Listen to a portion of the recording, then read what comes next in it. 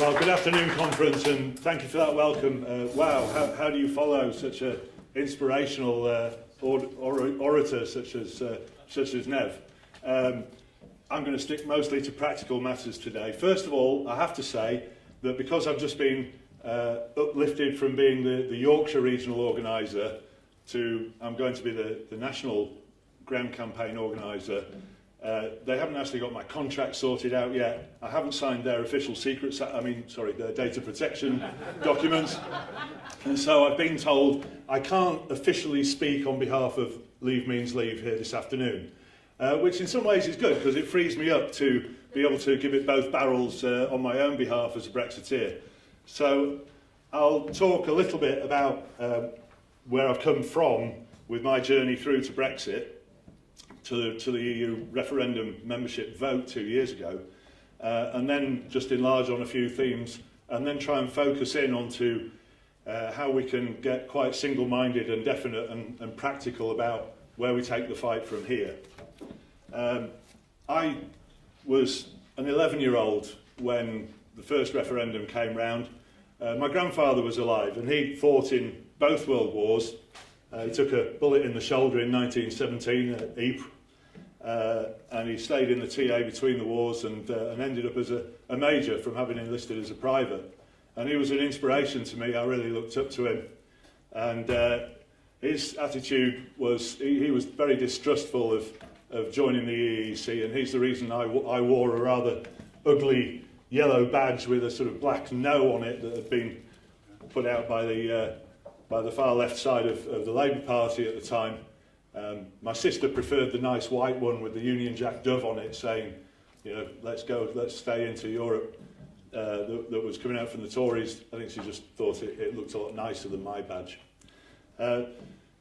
But 20 years on, I really rubbed up against what the EU's all about when in the 1990s they came out with the Commission came out with a thumping great tome called the Multi-Vehicle Directive, and in amongst its provisions was that motorcycles could no longer have more than 100 brake horsepower, their carburettors would be sealed for life so that owners couldn't tinker with them, they'd have to use tyres that were recommended by the manufacturer instead of people being able to make their own choice. And at that time I was the representative for the Leeds branch of the Motorcycle Action Group, and Motorcycle Action Group was quite a far-flung organisation. We had it also existed in Belgium, France, Holland, and so we hired an airfield outside Brussels after we'd got the MEPs to try and vote down these measures, but the Commission then ignored them and just put the legislation back to them unchanged for the second vote. So we hired an airfield outside Brussels, 40,000 bikes arrived, we all rode into town on the Saturday morning from different directions and brought the place to a gridlocked standstill while we got our pillion passengers to throw out leaflets from the back of the bikes. And we told them on the steps of the Commission building, we said, look, you know, we've tried to do this the democratic way, but you've ignored your own parliament. So, you know, this is how we're letting you know our displeasure. And if you don't remove these measures from the legislation, we've quite enjoyed the party. Last night we had drag racing up and down the runway. We had bands on in one of the hangars. We thought it was great, and we'll come back once a month, every month, forever, and do it again.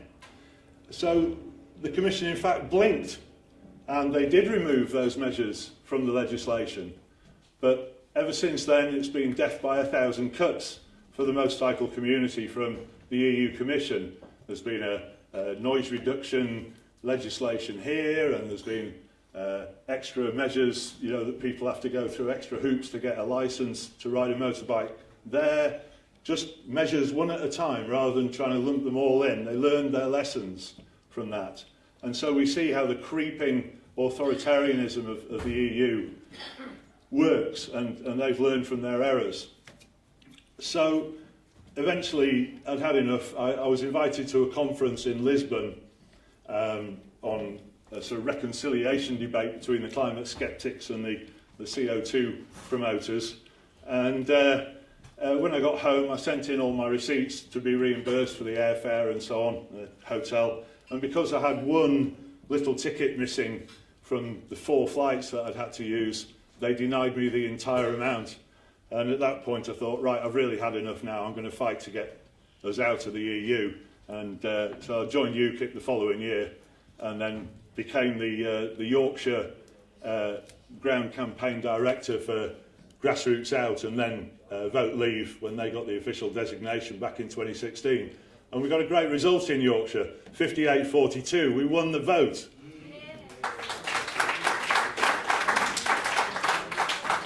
So we won the vote, we won that battle, but we haven't won the war, because now we've got a government ruling party which is reneging on its manifesto promises.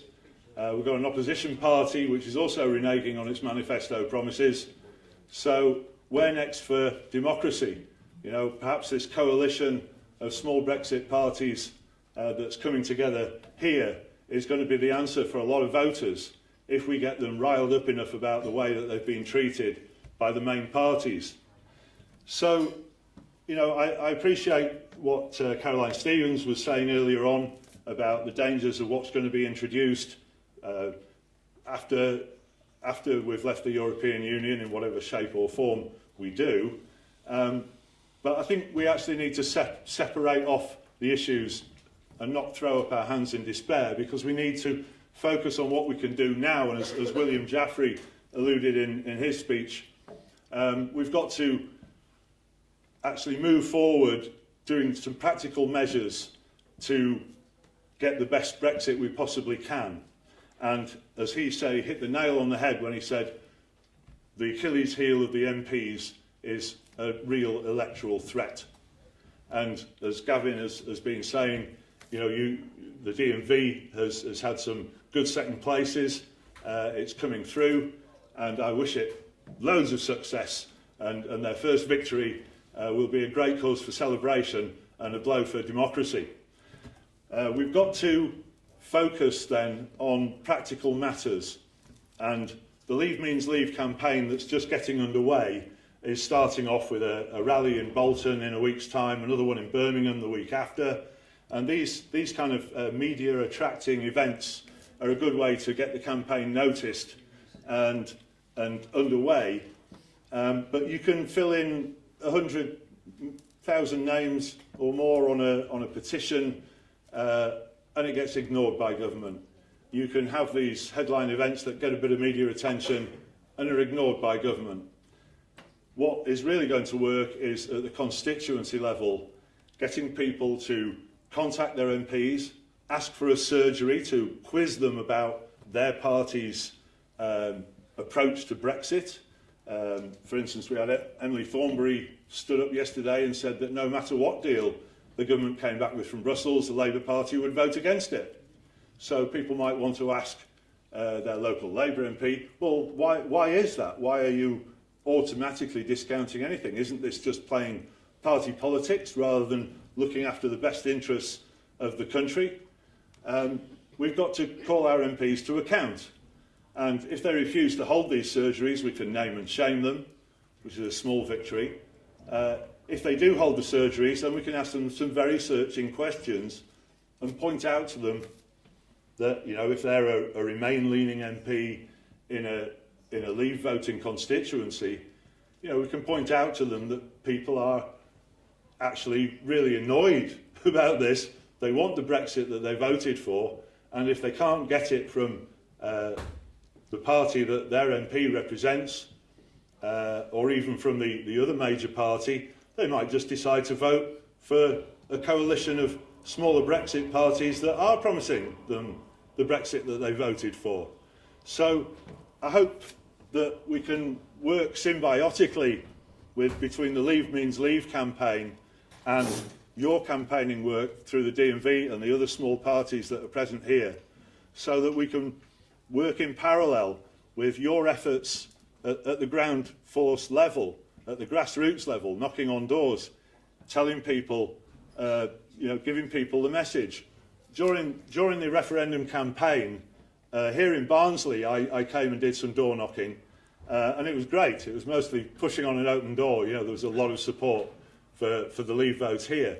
One woman I spoke to said it's all so confusing. You know, I've got George Osborne telling me there's going to be 500,000 jobs lost. I've got the guys from the Vote Leave team saying, you know, don't worry, we're going to get a great deal because, you know, we buy loads more from the EU than they buy from us. And all these economic arguments are confusing me because I don't know who's telling the truth. And I said to her, I said, don't worry too much about the economics. You know, economics swings up and down through the years, no matter what's going on politically. You know, things go up a few percentage points, down a few percentage points, and nothing's going to change that very much. The question you really need to ask yourself is, do you think that the laws you live under should be laws made by the people that you vote in and vote out, or do you think they should be made by people in another country who you have no control over?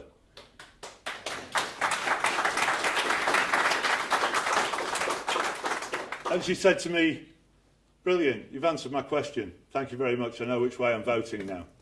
And this is the point which is being entirely missed in the current debate that's touted around on the media, where we're getting, as William Jaffrey called it, Project Fear Mark 3, 4 and 5. The Remainers are still banging on about the economics and not talking about the things that are really important to most of the people who have a care for their country. You know, the control for our borders, the sovereignty of our laws, and the sovereignty of the people who live under those laws. So we want to go out onto the street, run the street stall events, do some canvassing and door knocking, talk to people, and just put these points over to them, that what's really important is the things that aren't being talked about on the TV, and get them righteously annoyed about the way that the establishment is basically ignoring the vote from 2 years ago, or trying to dilute and make it so that the people don't get what they actually voted for. We want people to get annoyed about that, annoyed enough to contact their MPs, to actually insist that those surgeries are held, and to hold their MPs to account, because that's the way that we're going to get the Brexit that we all voted for, and it's how we're going to gain our country's independence once again.